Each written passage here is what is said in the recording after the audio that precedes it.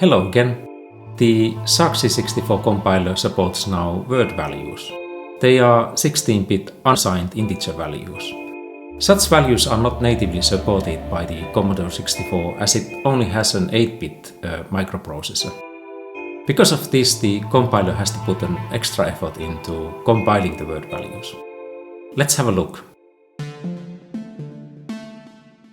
Here's an example program that counts from 0 to a limit value by using the variable a with the word data type.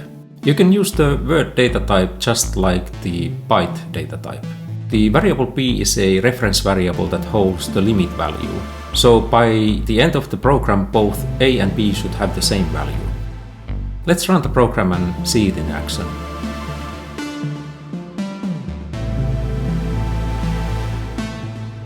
In addition to the word data type, SARC-64 has also operators for typecasting. The programmer can control how a value of one type is cast to another. The operator word low casts a byte value to the lower byte in the word data type. The operator word high casts a byte value to the higher byte in the word data type. Similarly, the byte low casts the lower byte of a word value to the byte data type, and the byte high casts the higher byte of a word value to the byte data type. Let's run this program to see the result.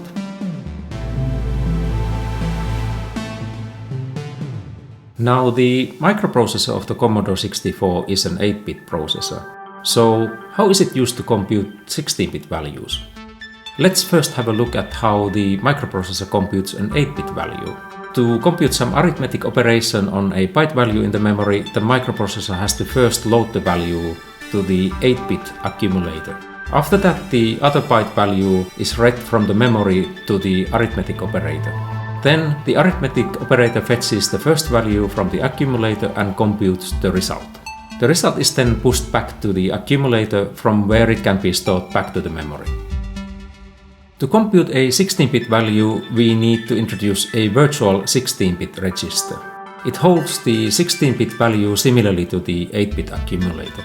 Now, in theory, you can compute an arithmetic operator on a 16-bit value by computing first the operator on the lower byte of the 16-bit value and then by computing the same operator on the higher byte of the 16-bit value. And that is the theory. Let's see how that translates to real life. Let's consider the following assignment statement. It computes a word value using arithmetic and logical operators. The expression contains also typecasting. After parsing, binding and translation, the SARC-64 compiler has the following program fragment. The program fragment is coded by using the intermediate representation language. Now, if we apply the theoretical 16-bit computation scheme as such, we get the following bytecode for the assignment statement. And oh boy, does that contain a lot of instructions? Well, it does what it's supposed to do, but that is just impractical. Still, we cannot just toss the theory, so all we can do is to find ways to optimize the resulting bytecode.